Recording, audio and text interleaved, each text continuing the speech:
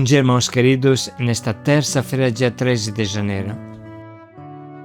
Bom dia, queridos irmãos e irmãs. Vamos hoje meditar o primeiro livro do profeta Samuel, capítulo 2, versículos de 1 a 8. Exulta no Senhor meu coração. Ergue do pó o indigente e o pobre. A oração que hoje meditamos surge espontânea nos lábios da pobre Ana, mulher de Eucana, estéril, triste e deprimida, a qual Deus concede a graça de conceber e gerar um filho, que será o grande Samuel. Seguramente Maria se inspirou a essa oração quando pronunciou o seu Magníficat. Somente quem é pobre, fraco, indigente, humilde e humilhado, sabe quem Deus é, porque experimenta na sua pele a ajuda de Deus. Vice-versa, quem não precisa de Deus, nunca conhecerá a Deus, porque Deus é amor, e somente quem experimenta o seu amor será capaz de conhecê-lo. Conhece a Deus só quem se deixa amar por Ele.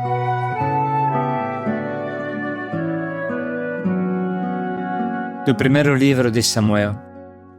Ana orou e disse: Meu coração exulta no Senhor, graças ao Senhor se levanta a minha força. Minha boca desafia meus adversários, porque me alegro em tua salvação. Ninguém é santo como o Senhor, outro além de ti não há. Não há rocha firme como o nosso Deus. Não multipliqueis palavras orgulhosas, nem saia a insolência de vossas bocas. Pois o Senhor é um Deus que sabe, é Ele que pesa as nossas ações. O arco dos valentes é quebrado, mas os fracos se armam com vigor. Os saturados se empregam para ter um pão, mas os famintos param de sofrer. A mulher estéril 7 vezes dá à luz, mas fenece a mãe de muitos filhos. O Senhor é quem dá a morte e dá a vida, faz descer a morada dos mortos e te lá voltar. O Senhor é quem torna pobre ou rico, é Ele quem humilha e exalta. Levanta do pó o necessitado e do montoro ergue o indigente. Dá-lhe assento entre os príncipes, destina-lhe um trono de glória. Pois do Senhor são as colunas da terra, e sobre elas se apoia o mundo. Palavra do Senhor. Graças a Deus.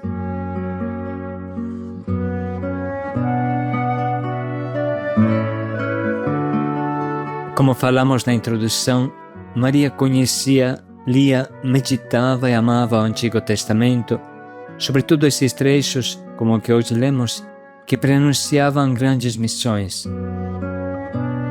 Várias vezes, quando estava para nascer um grande profeta, que tinha uma grande missão, Deus sublinhava este acontecimento como intervenção especial. Sansão, Samuel, João Batista, todos foram fruto de milagres, porque as mães eram estéreis. Assim acontece com Jesus, que nasce sem intervenção humana. Maria não era estéril, mas Jesus nasceu sem a intervenção de José. Jesus não é fruto de carne e sangue, mas do Espírito Santo. O que sempre se repete nesses fatos e é colocado bem em destaque nos relatos bíblicos é que não se trata de um simples milagre de tornar fecundo o que é infecundo, mas de uma ação poderosa de Deus que inverte radicalmente a situação. O arco dos valentes se quebra, os fracos se armam de vigor, os saciados e fartos mendigam um pão e os famintos param de sofrer. A estéril dá à luz 7 vezes, mas definha a mãe de muitos filhos. O Senhor torna pobre o rico e rico o pobre.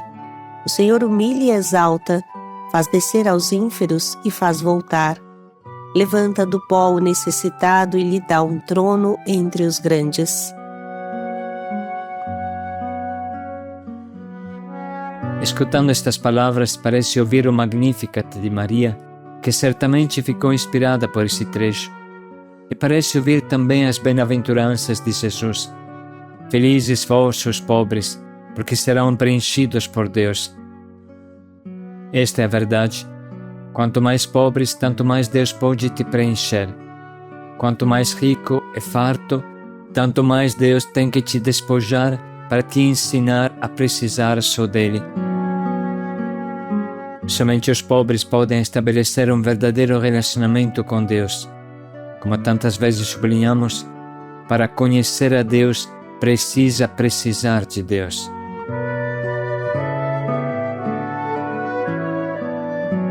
Os pobres têm uma porta escancarada para fazer entrar Deus em sua vida, ou melhor, eles mesmos são uma verdadeira porta escancarada que faz entrar Deus para dentro do seu coração. Felizes os pobres que Deus ama, felizes os Anawim, os pobres em espírito, os pobres por dentro e por fora. Esse é o refrão do Antigo Testamento e o chão do Novo. Diz Deus através do profeta Sofonias: nesse dia tirarei do teu meio teus arrogantes fanfarrões.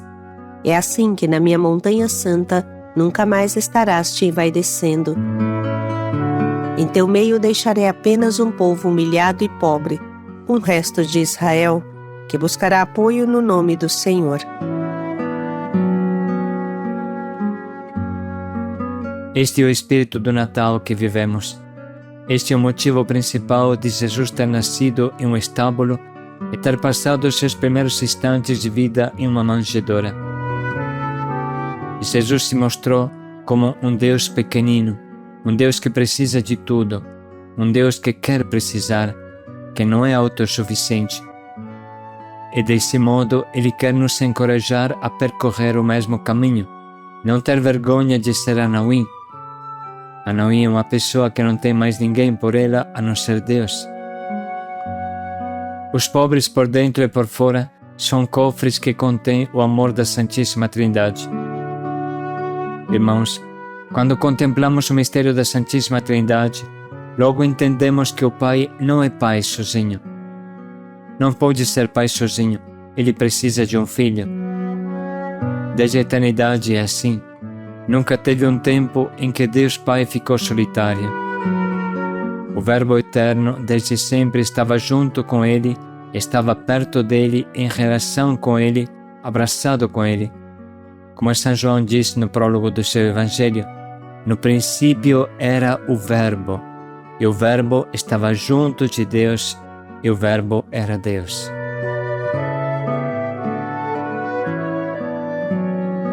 Olhando para o Filho, compreendemos ainda mais facilmente que ele depende do Pai, porque aonde já se viu um filho ser gerado sem um pai?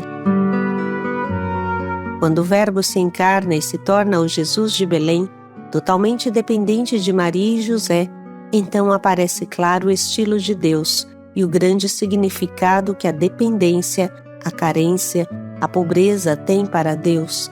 A pobreza faz parte de Deus. Feliz de quem entende isso. Feliz de quem não tem vergonha de precisar.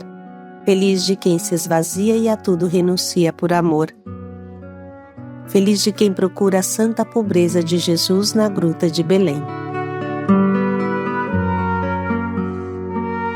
Contemplando o Espírito Santo e sabendo que Ele é o amor personificado do Pai e do Filho, ainda mais entendemos que sem os dois Ele não seria nada. Sem um pai que ama e um filho que corresponde ao dom do Pai, não existe amor.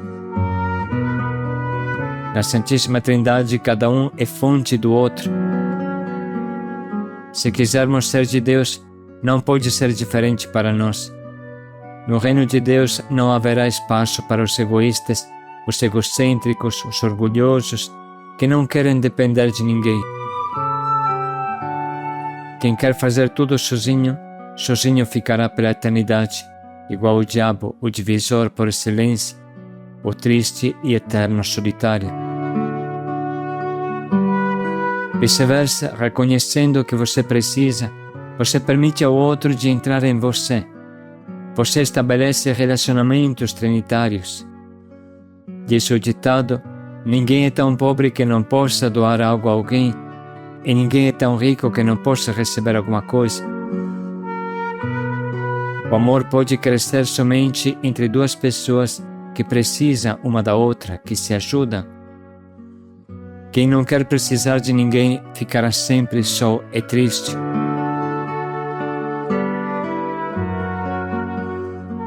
Eis uma reflexão do nosso Papa Bento XVI que muito nos ilumina. Ele está falando da justiça, Sedaká em hebraico. Assim fala Papa Bento XVI. No coração da sabedoria de Israel, encontramos um laço profundo entre fé em Deus, que levanta do pó o indigente, e justiça em relação ao próximo. A própria palavra com a qual em hebraico se indica a virtude da justiça, Sedaká, o expressa bem. De fato, Sedaká significa, de um lado, a aceitação plena da vontade do Deus de Israel, do outro, equidade em relação ao próximo, de maneira especial ao pobre, ao estrangeiro, ao órfão e à viúva. Mas os dois significados, justiça e ajuda ao pobre, estão ligados, porque o dar ao pobre, para o israelita, nada mais é senão a retribuição que se deve a Deus, que teve piedade da miséria do seu povo. Não é por acaso que o dom das tábuas da lei a Moisés, no Monte Sinai, se verifica depois da passagem do Mar Vermelho. Isto é, a escuta da lei pressupõe a fé no Deus que foi o primeiro a ouvir o lamento do seu povo e desceu para o libertar do poder do Egito.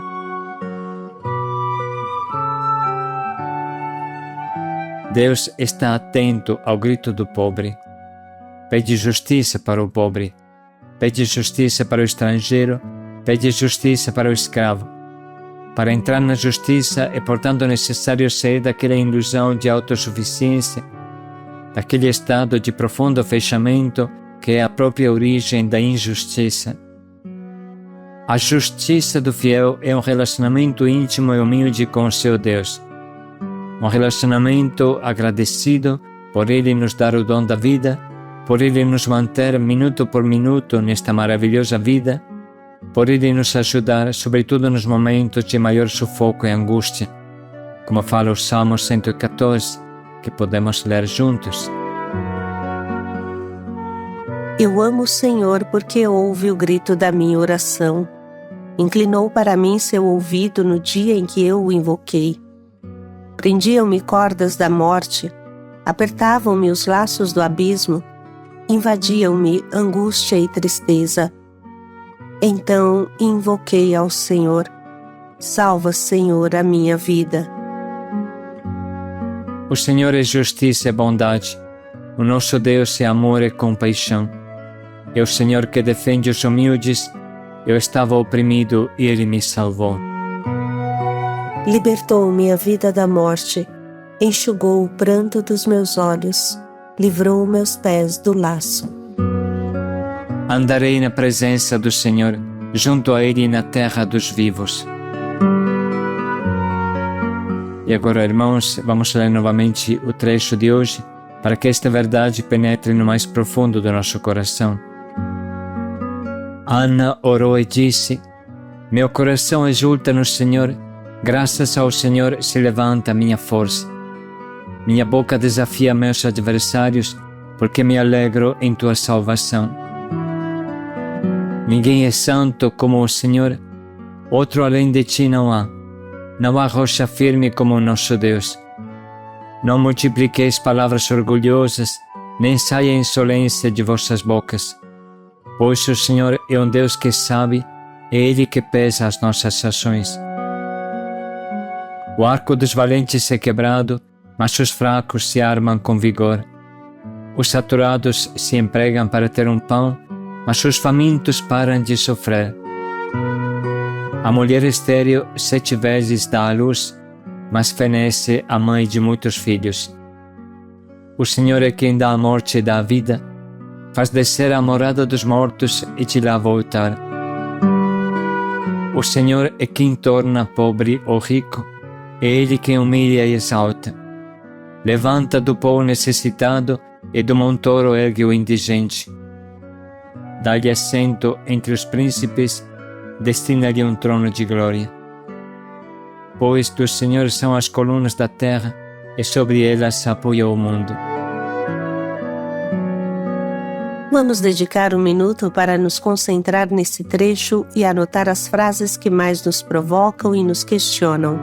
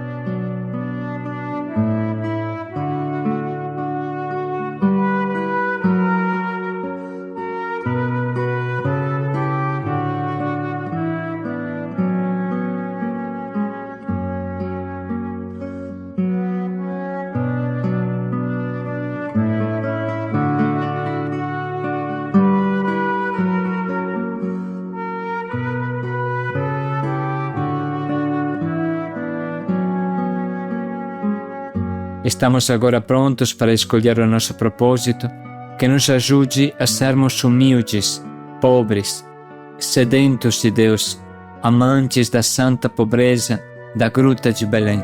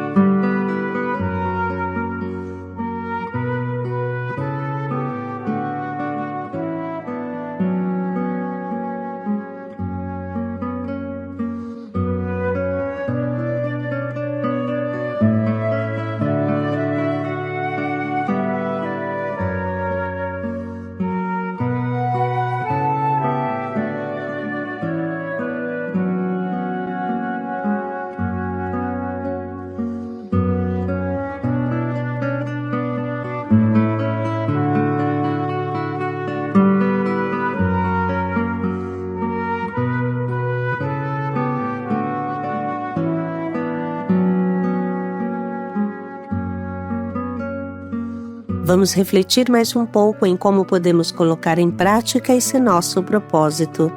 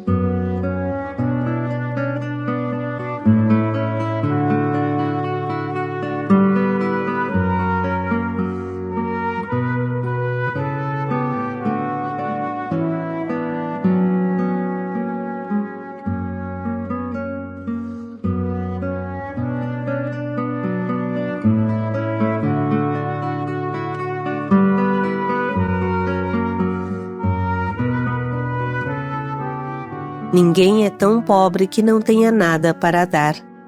Paz e alegria a todos. Ninguém é tão rico que não tenha nada para receber. Paz e alegria a todos.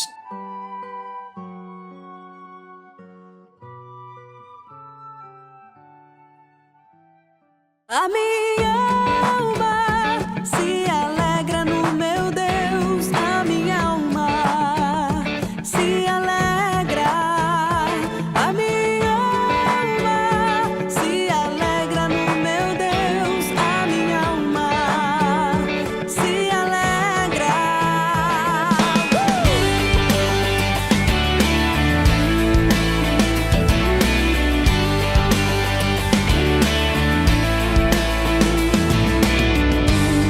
A minha alma engrandece o Senhor, meu espírito exulta no meu Deus, meu Salvador.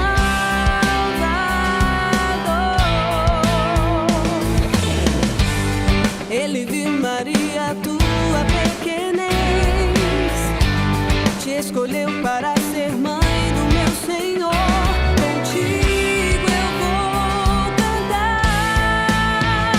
A minha alma se alegra no meu Deus, a minha alma se alegra, a minha alma se alegra no meu Deus, a minha alma se alegra. Bem-aventurada todos te dirão, de sua graça o poderoso preencheu meu coração.